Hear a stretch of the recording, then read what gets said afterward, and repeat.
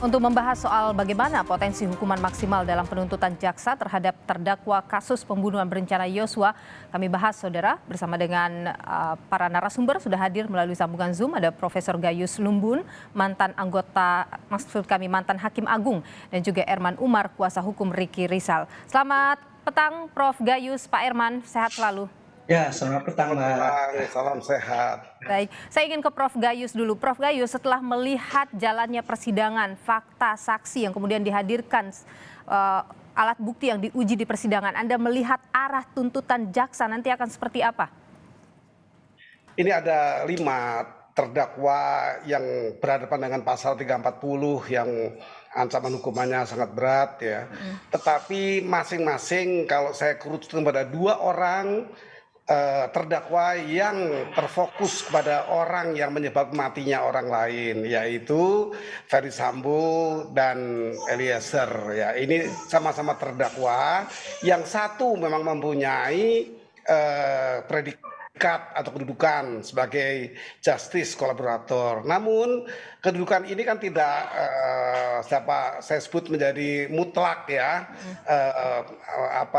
sesuatu yang sudah seperti itu, karena ada 2 sisi yang perlu diketahui mendudukan Eliezer ini. Yang pertama memang dia terdakwa, tapi yang kedua memang bisa diberikan keringanan, bahkan ancamannya paling ringan yaitu hanya percobaan atau teringan daripada yang dihukum lainnya. Nah, tetapi bagi saya harus holistik kedudukannya karena sama-sama dia sebagai pelaku utama matinya orang ya. Kemudian juga ada pelaku utama juga yang merencanakan. Di sini memang menguji semua penegak hukum dari jaksa sampai hakim nanti untuk bisa memberikan keadilan seadil-adilnya. Sambo bukan tidak punya keringanan karena masih tergantung mengenai perintah jabatan itu, apakah perintah mematikan atau hanya menembak atau menggebuk gitulah. Prof. Gayus, kalau kita lihat dari fakta-fakta yang muncul dalam persidangan, Anda menilai bahwa tuntutan yang diberikan oleh jaksa kepada 5 terdakwa bisa saja berbeda? Ya tentu akan berbeda-beda ya, tapi kalau saya fokus kepada matinya orang karena 2 orang ini, itu fokus saya untuk memperhatikan mana yang punya kelebihan perhatian untuk dikurangi dan mana yang punya perhatian yang memang tidak dikurangi. Bagi saya dua-duanya hampir punya peluang, karena kalau kita berhenti di fokus tembak atau hajar itu tentu tidak seperti itu dikemukakan. Nah, ini tentu pertimbangan juga untuk keadilan bagi pelaku. Yang satu pelaku menembak, tetapi ya punya kedudukan yang juga diakui. Ya. Ini masih jadi perdebatan soal yang satu berfokus bahwa dia tidak ada perintah untuk membunuh, tapi yang satu mengaku perintah itu adalah membunuh. Saya ingin ke Pak Erman Umar dulu. Pak Erman, kalau misalnya dari Anda sendiri menghadapi tuntutan besok ini klien Anda, apa yang Anda kemudian bisa baca kemungkinan akan seperti apa jaksa menuntut klien Anda? Ya, kalau saya lihat berdasarkan fakta-fakta di persidangan ini ada 4 yang saya lihat yang terhadap dakwaan terhadap saudara Ricky Rizal ya. Artinya fakta yang ada, pertama Ricky udah menolak. Artinya untuk berbicara untuk itu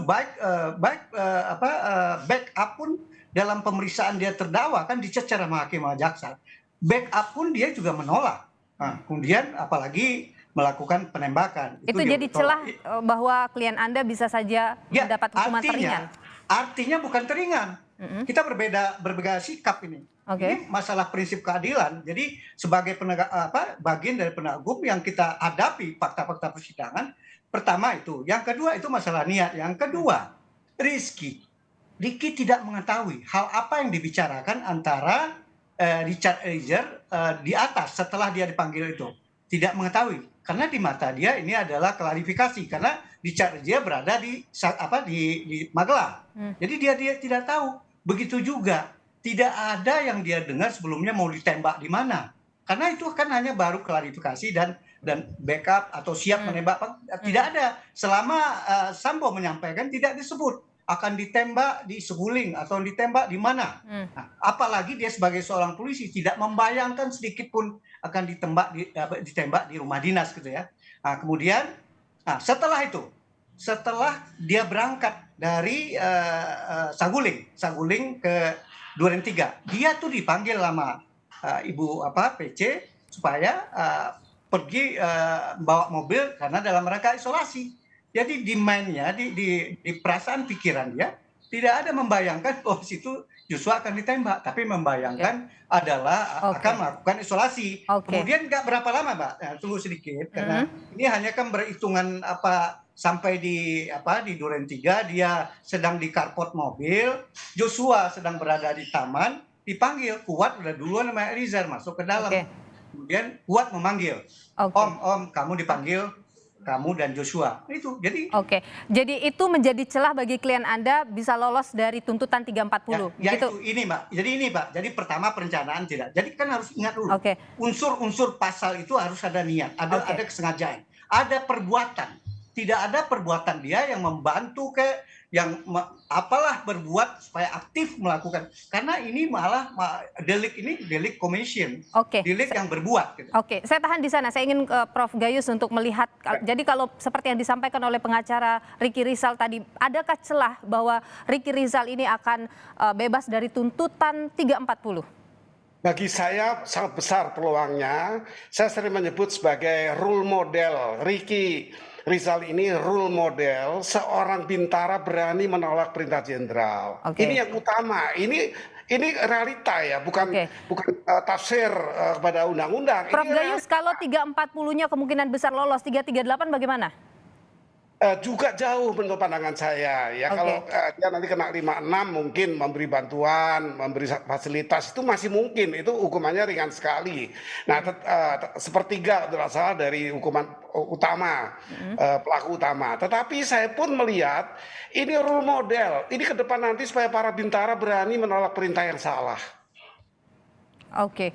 Oke, baik. Jadi ini harus bisa jadi pembelajaran begitu ya bagi anggota Polri lainnya, bahwa menolak perintah atasan yang salah itu bisa dilakukan. Saya ke Pak Herman. Jadi Pak Herman, apa yang kemudian Anda harapkan dari tuntutan besok?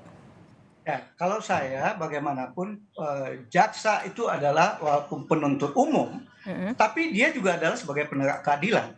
Bukannya tidak pernah ada di dalam perkembangan hukum kita, dalam penegakan hukum kita, bukannya tidak pernah jaksa kalau dalam fakta persidangan tidak kuat, dia juga berkewajiban moral untuk menuntut bebas.